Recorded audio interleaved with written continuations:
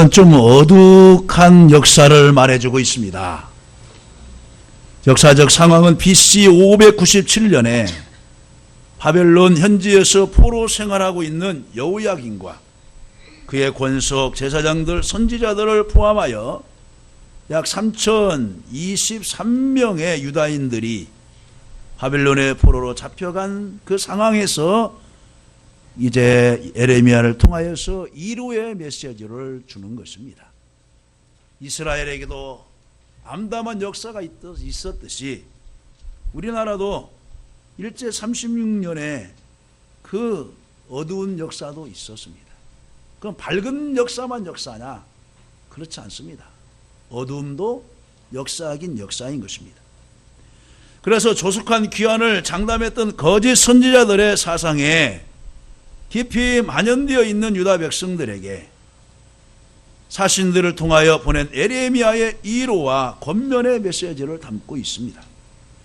여기서 선지자는 바벨론 포로민들에게 바벨론에서의 정상적인 삶을 권고하면서 거짓 선지자들의 말에 현혹되지 말고 70년의 기한이 찰 때까지 인내하며 기다리라고 말하고 있습니다. 이스라엘 역사 중에 가장 지옥스럽고 고통스러운 사건을 뽑으라면 바벨론 포로 생활을 들을 수 있습니다. 예레미야를 이시한 많은 예언자들의 말에 따라 결국 이스라엘은 멸망되고 이국 땅으로 이거하게 되었습니다. 본장은 이 같은 역사적 배경하에서 주어진 예레미야의 서신을 담고 있습니다. 그러면서도 그는 이국 땅에서 포로 생활을 하고 있는 동족들에게 몇 가지 사항을 당부하면서 하루하루가 곤욕스럽고 적국 내에서의 삶이지만 그럼에도 불구하고 선민을 향한 하나님의 은혜, 또 고난 중에 하나님의 은혜가 있을 것임을 믿고 잘 견뎌내라고 하는 이루의 메시지를 주고 있습니다. 사랑하는 성도 여러분, 본문을 통해서 우리가 이 말씀을 살펴보므로 또한 성도들 가운데 고난에 처한 성도들에게 하나님께서 주시는 은혜가 있고 그 가운데서 내가 믿음을 어떻게 가지고 있어야 되는가를 생각해 보면서 은혜를 나누기를 원합니다. 할렐루야. 따라서 해봅니다. 고난 중에서도 임하시는 하나님의 은혜, 고난 중에 임하는 하나님의 은혜. 할렐루야. 첫째로 뭐냐? 하나님은 고난 중에서도 평범한 은혜를 주신다는 것입니다. 5절 6절에 이렇게 나와 있습니다. 너희는 집을 짓고 거기에 살며 텃밭을 만들고 그 열매를 먹으라. 아내를 맞이하여 자녀를 낳으며 너희 아들이 아내를 맞이하여 너희 딸이 남편을 맞아 그들과 자녀를 낳게 하여 너희가 거기에서 번성하고 줄어들지 아니하게 하라. 이렇게 말하고 있습니다. 하나님께서는 비록 바벨론 포로 생활이지만은 거기에서 평범하게 생활하라는 것입니다. 대부분의 성도들은 그래요. 나에게 어떤 막 아파서 막 죽을 병에서 나사야 하나님의 은혜가 임하고 실패를 하고서 밑바닥에서 막 성공을 해야 하나님의 은혜가 임하고 또 아니면은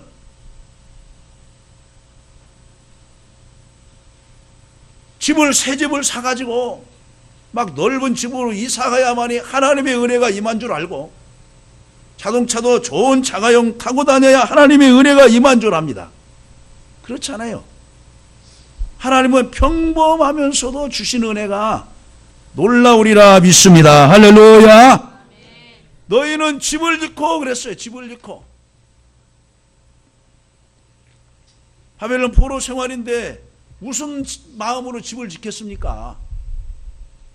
지금 마음도 차분하지도 않고 야 우리는 언젠가는 이곳에서 추방될 수도 있어 그런 두려움과 그런 떨림 속에 있는데 하나님은 집을 짓고 거기에 살며 라고 말하는 거예요. 집을 지으라는 건 무엇입니까? 집은 안식을 말합니다. 과거의 옛것은 잊어버리고 지금 살고 있는 곳에서 너희들 안식을 누려라. 그 다음에 텃밭을 만들고 그랬어요. 채간을 가꾸면서, 상추를 가꾸면서, 먹을 야채를 가꾸면서 너희들 먹고 살아라. 그런 것입니다. 이스라엘 백성은 그 현실에 먼저 적응하도록 권고를 받고 있습니다. 하나님은 이스라엘을 혼돈과 방황 속에 버려두시지를 원치 않습니다. 그들에게 친절히 길을 가르쳤습니다. 6절에 보아서도 아내를 맞이하여 자녀를 낳으며 등등 말하고 있는데 거기에서 번성하고 줄어들지 아니하게 하라고 말씀하고 있습니다. 저 가정을 이루어 여전히 하나님의 백성으로 번성해 갈 것을 권고하시는 말씀입니다. 우리는 이 평범한 말씀 속에서 택하신 백성에 대한 하나님의 사랑과 하나님의 기대가 결코 버려지지 않고 있다는 것을 의미하는 것입니다. 또 하나님은 이스라엘 백성들에게 평안하기를 원하십니다. 평안하기를 원하십니다. 한 번은 주님이 제자들과 함께 배를 타고 가다가 풍랑을 만났습니다. 제자들이 안절부절을 합니다. 주여 우리가 죽게 되었습니다 라고 하면서 주님을 깨우십니다. 그때 주님이 말씀으로 파도야 잔잔하라, 풍랑아 잔잔하라 말씀 한마디에 배를 삼키려고 했던 그 파도가 잔잔해지고 그 배 안에 같이 있는 제자들에게 기쁨과 평안이 찾아온 줄로 믿습니다. 여러분 가정에, 여러분 살고 있는 사회에 지금 풍랑이 불어왔어요. 근데 주님이 계십니까 안 계십니까? 그 배에 주님이 계시는 거예요. 그러면 이렇게 반문할 수 있겠죠. 예수 믿으면서도 왜 이런 어려움이 생기나요, 목사님? 하나님이 나를 버리셨나요? 아니에요. 하나님이 함께하는 사람도 실패할 수도 있고, 하나님을 진실되게 믿는 사람도 암에 걸릴 수도 있고, 사업에 실패할 수도 있어요. 그러나 그것으로 끝나는 것이 아니에요. 병 자체로 끝나는 것이 아니고 그 사업이 실패하는 것으로 끝나는 것이 아니에요. 하나님은 어떻게 해요? 더 잘되게 하기 위하여서 6절에 나오잖아요. 번성하고 줄어들지 아니하게 하리라. 마침내 복을 받게 하려 함이라. 마침내를 생각지 못하고 현실만 받아들이면서 낙심하고 실망하고 있는 것입니다. 조국을 패망시킨 바벨론의 강제로 사로잡혀간 이스라엘인들이 취할 수 있는 방도는 여럿이 있을 것입니다. 무엇보다도 그들은 무력으로 바벨론에 항거할 수 있습니다. 실제로 이러한 일이 벌어졌습니다. 41장에 가면은 이스마엘이라고 하는 사람이 바벨론 총독으로 세움받은 그다랴를 암살하고서 나중에는 갈대아 군사들이 쫓아오니까 이제 광야로 피신하게 되는 것입니다.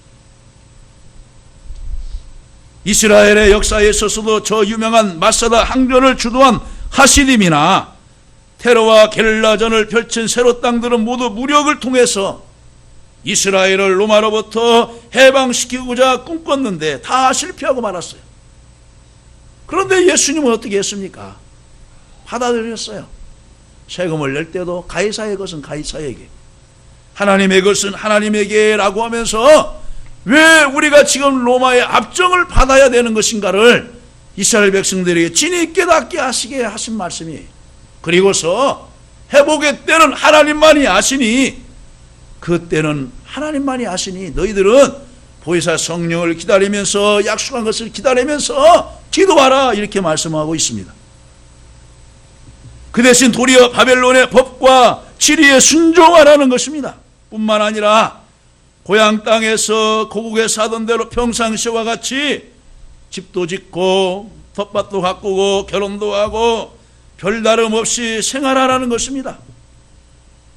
우리가 어려운 일이 있을 때 너무 난감하면 두려움이 생기고 그것을 너무 몰골하게 생각하면 믿음이 깨지고 그러다가 주저앉게 되는데, 그러지 말고 변함없이 아무 일 없는 것처럼 생활하라는 것입니다. 힘들죠. 신앙의 힘이 아니고서는. 바울과 실라가 옥에 갇혔는데도 평소와 같이 기도와 찬양으로 하나님 앞에 올려드린 것처럼, 다니엘이 포로로 끌려가 있지만은 예전대로 하루에 3번씩 예루살렘을 향하여서 기도한 것처럼 과거의 생활은 그대로 생활하라는 것입니다. 동일한 가정생활 및 결혼생활을 하라는 것입니다. 이는 당신의 백성을 위한 하나님의 세심한 배려에서 나온 것입니다. 참 성도는 어떤 악조건 하에서도 그것을 감내하며 인내로서 이겨가는 것입니다. 애굽에서 430년간 노예 생활을 하던 이스라엘 백성들은 비록 노예이지만은 장가도 갔어요. 시집도 갔어요.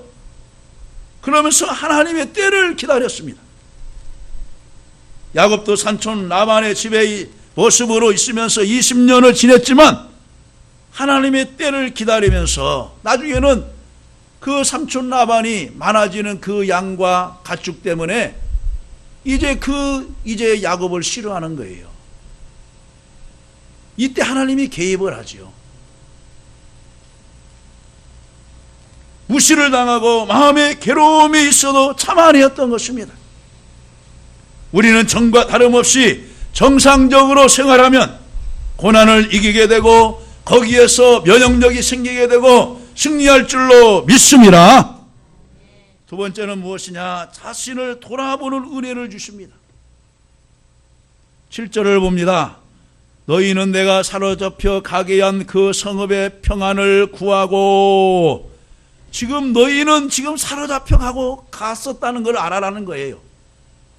자기 자신을 알지 못하면 안 돼요. 우리가 하나님 앞에서 의인이 되었지만은 정말로 죄인일 수밖에 없고 구원받을 수 없는 죄인이지만은 구원받아서 하나님의 자녀가 되었다고 하는 그 정체성을 잊으면 안 되는 거예요. 바벨론 포로된 이스라엘인이지만은 하나님이 주신 것은 자신을 돌아보는 은혜를 주셨어요. 지금의 일이 어디서 잘못되었는 것을 돌아보게 하는 것입니다. 그리고 깨달음의 은혜를 주십니다. 과거 에레미야를 통하여서 또 그 전에 선지자를 통하여서 우리가 에레미야를 읽어보면 부지런히 보냈어도 그들이 하나님 말씀을 듣질 않았어요. 그리고 스마야의 거짓 선지자의 말을 듣고서 어떻게 하나님이 우리를 택했는데 어떻게 바벨론 포로 생활을 하게 하느냐, 설령 가게 했을지라도 2년 만에 돌아오게 할 것이라 하고 하면서 그들의 귀를 다 쫑긋하게 해놨어요.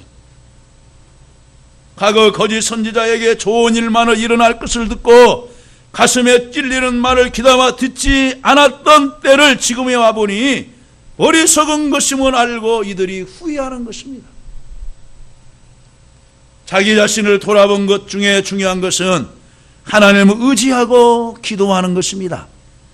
그러면서 7절에 뭐라고 합니까? 그 성읍의 평안을 구하고 그랬어요. 여러분 생각해 보세요. 지금 포로로 끌려와 있는데 압박당하고 있는 그 나라를 위해서 기도하라는 거예요. 지금 내가 누구 때문에 힘들어하고 있는데 그 사람을 위해서 기도하라는 거예요. 예수님이 말합니다. 너를 저주하고 너를 미워하는 자를 위하여 도리어 축복하고 기도하라는 거예요. 그리하면 빈숯을 그의 머리에 놓은 것과 같으리라. 여러분 빈숯, 그 장작나무, 참 장작나무 빈숯을 머리에다 놓아보세요. 그럼 어떻게 하겠어요? 빨리 띄어서 버릴 거 아니에요. 그렇게 원수를 위해서 기도하고 원수를 위해서 축복하면은 빈숯이 원수의 머리에 있어서 나중에는 그것을 띄어낸다는 거예요. 하나님이 그것을 띄어내버리게 한다는 거예요. 실로 고난의 환경 속에서 우리가 소홀히 하지 말아야 할 것은 평상시와 다름없는 신앙생활인 것입니다. 이를 통해서 자기 발견과 신앙의 연단을 성취할 수 있으며 이것이 수반될 때에야 비로소 하나님께서는 고난의 잔을 옮기시는 것입니다. 요즘 성도들을 보면은 문제가 생기거나 환난이 오면 그것을 해결하고 교회에 나오겠다는 거예요. 목사님, 이 문제 해결하면은요, 제 몸 건강해지면은요, 남편이 마음이 바꿔지면은요, 자녀가요, 잘 생활하면은요, 사업이 잘 되면은요, 여러분, 그 문제는 절대로 해결되지 않아요. 해결되고 교회 나온 사람 봤어요? 그 문제를 가지고 교회 나오는 거예요. 수고하고 무거운 짐진 자들아 다 내게로 오라. 내가 너희를 쉬게 하리라. 다 무거운 짐이 있어요. 근데 그 문제 있는 것 자체로 가지고 나오라는 거예요. 그 자체로 가지고 나오라는 거예요. 그러면 인간의 힘으로 문제를 다 해결했으면 하나님 필요 없잖아요. 하나님 필요 없어요. 그런데 그 문제는 풀리지 않습니다. 무거운 짐을 지고 있을 때 나오라는 것입니다. 너희 목마른 자들아 물러 나오라. 값없이 와서 포도주와 젖을 사라.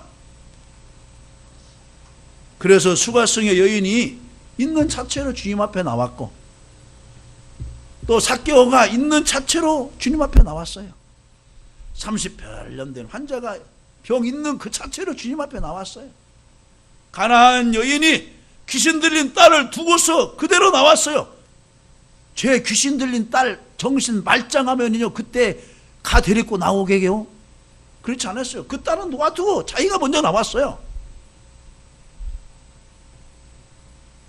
때로는 문제 있는 중에도 나왔어요. 회당장 야이울의 딸이 죽었어요. 그래서 지금 상여에다 메고서 장사 지내러 가는데 그곳에 혈루증 여인이 따라가고 있었어요. 여러분, 문제 속에서 해결감이 있는 것입니다. 나 몸 깨끗해지면 예수님을 정결한 몸으로 맞이해야지. 내가 이렇게 냄새나는 몸으로 12년 동안 그 냄새나고 치유도 받지도 않았는데 정결하고 나가고 목욕도 깨끗이 하고 나가야지. 예수님이 나를 천대 꾸리게 생각하면 어떻게 해야? 그런 생각으로 나온 것이 아니에요. 있는 그대로 내 모습 이대로 받아주시옵소서라고 나왔어요. 하나님께 돌아가는 길, 약속의 땅으로 회복하는 길은 하나님께 부르짖는 길입니다. 12절에서도 이렇게 나오죠. 너희는 내게 부르짖으며 내게 와서 기도하면 내가 너희들의 기도를 들을 것이요 라고 말하는 것입니다. 예레미야는 바벨론 땅에서도 정상적인 신앙생활이 가능하며 또 그렇게 해야 한다고 가르쳤습니다. 포로기 이후에 기록된 성경을 보면은 이스라엘인들은 바벨론 땅에서 예루살렘 성전을 그리워하며 경건한 신앙생활을 한 것으로 알고 있습니다. 그러면서 그들끼리 모여지는 거예요. 우리가 그렇게 말씀을 자유롭게 읽고 싶었을 때에 그렇게 선지자가 예레미야가 우리 가까이 있어서 우리에게 말해주었을 때 왜 우리가 그 귀한 시간을 깨닫지 못했지? 지금이라도 늦지 않았으니까 이제 우리 자녀들에게는 이 말씀을 잘 가르치자 고 하면서 학사 겸 제사장인 에스라를 통하여 하나님 말씀을 배우게 하고 하면서 그들이 거기서 모아지게 된 것이 바로 초대교회의 시초인 회당입니다. 회당. 예수님 당시에서도 회당이 있었잖아요. 회당이 있었어요. 시편 137편 1절에 우리가 바벨론의 여러 강변 거기 앉아서 시온을 기억하며 울었도다 그랬어요. 바벨론의 여러 강변, 티그리스 강일 수도 있죠, 유프라테스 강일 수도 있죠. 여러 강변에서 울면서 시온을 기억하며 울었대요. 성도의 고난과 핍박이 오면 신앙을 포기할 것 같지만은 더 하나님께 매달리고 승리한 것을 볼 수 있습니다. 여러분, 로마가 기독교인들을 핍박하고 네로가 정말로 다른 유언비어를 터뜨리면서 그 기독교인들을 잡아다가 불태워 죽이고 가족을 벗겨 죽이고 했지만은 여러분, 그들이 그 핍박 앞에 무릎을 꿇었습니까? 무릎을 꿇지 않았어요. 더 적극적으로 하나님을 믿었어요. 그리고 이제 그 터키 마게도니아 지역, 갑바도기아 그 지역을 가면은 사암인데 흙을 파면은 그것이 굴이 만들어져요. 카타곰이라고 하는 무덤인데 그곳에서 신앙생활을 하면서 신앙을 지켜갔어요.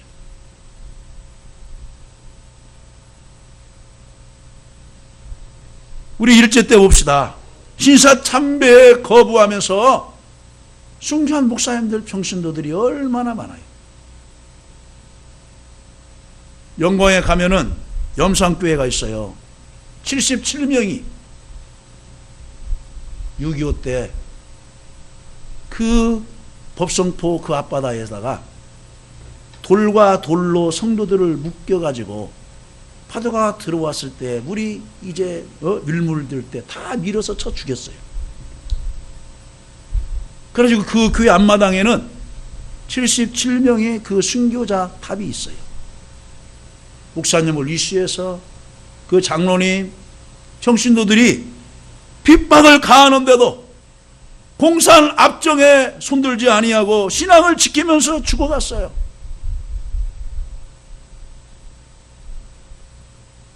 근데 우리가 생활이 풍요롭고 모든 것이 여유를 찾자 우리의 신앙은 어떠합니까? 하나님을 떠나게 되는 것을 볼 때 너무나 안타깝습니다. 시편 145편 19절에 그는 자기를 경외하는 자들의 소원을 이루시며 또 그들의 부르짖음을 들으사 구원하시는도다 그랬어요. 하나님은 고난 가운데서 깨닫게 하시는 은혜를 주셔서 그 가운데서 기도하실 때 하나님이 구원해 주신다는 것입니다.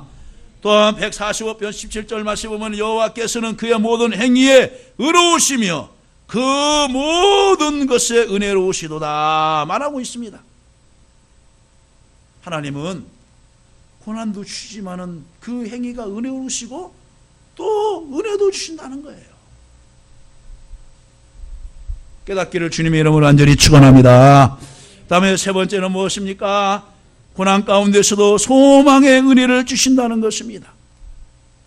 자, 11절을 봅니다. 여호와의 말씀이니라. 누구의 말이에요?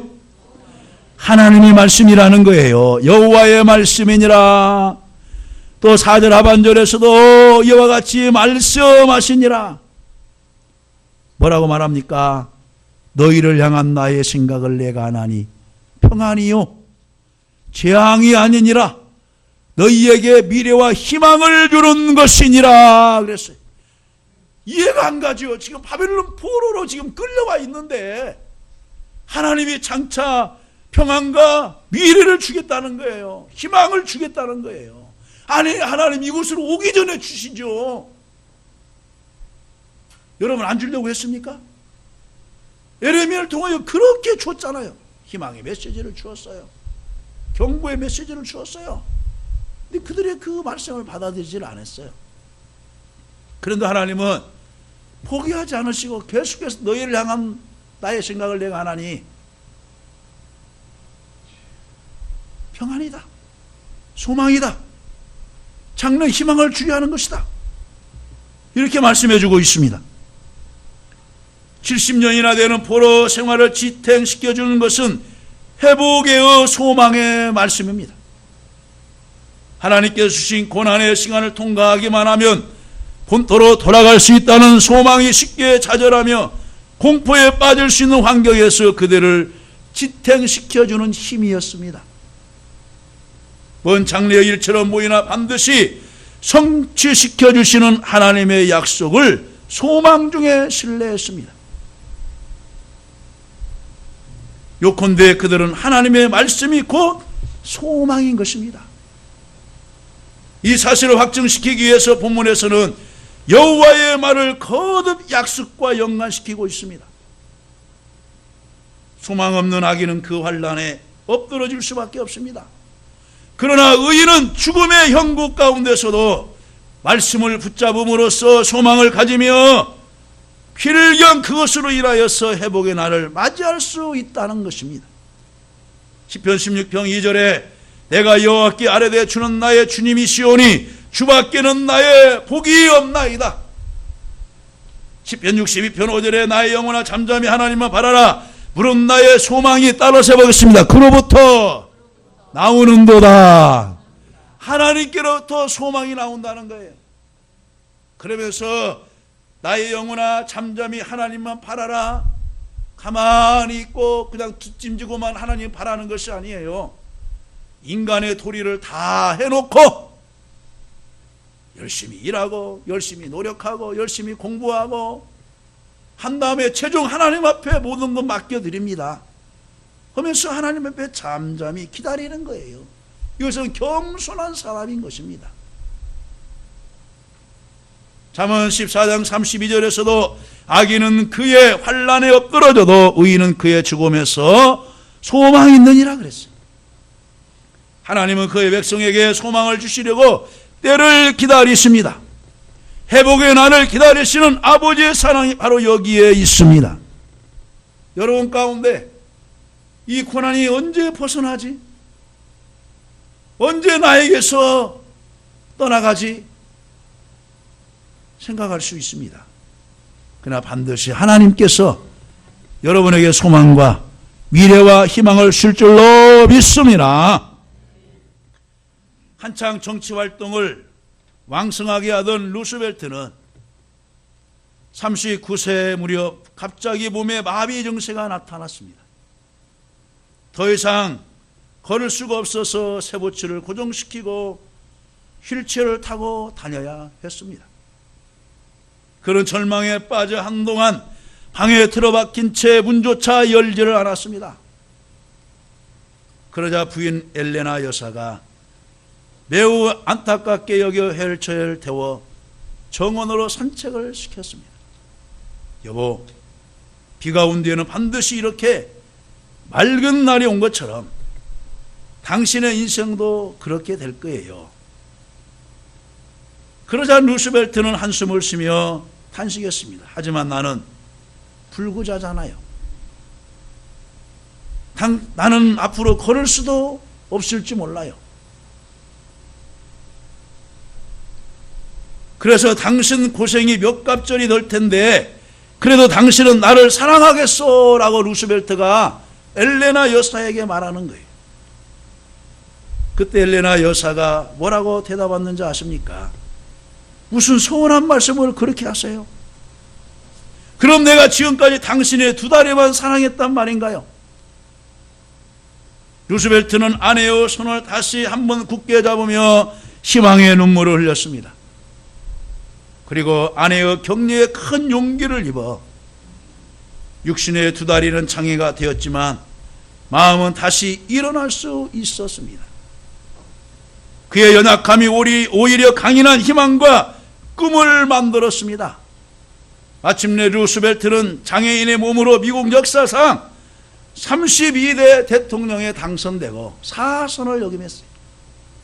그래서 1933년에서 1945년까지 대통령에 당선되는 쾌거를 이루었습니다. 불구가 된 루스벨트의 2다리는 그의 가장 강인한 힘이 되어 주었습니다. 장애인의 몸으로 대통령이 되어 경제 공황을 뉴딜 정책으로 극복하고 제2차 세계대전을 승리로 이끌었습니다. 말씀을 뵙습니다. 우리는 종종 바벨론에 포로된 이스라엘인들이 처했던 정황과 비슷한 환경에 처할 수 있다고 생각할 수도 있습니다. 그러나 여러분, 우리가 지금 6.25 세대에 살고 있습니까? 아니, 우리가 일제시대에 살아봤습니까? 때로는 요즘 젊은이들이 그 세대 이 얘기를 하면은 남의 얘기처럼 들려지잖아요. 저도 그 얘기를 하면은 사진으로나 영상으로 봐서 참 참혹하구나 그걸 느꼈지만은 내가 피부로 느끼지 않으니까 간접적인 것밖에 될 수가 없어요.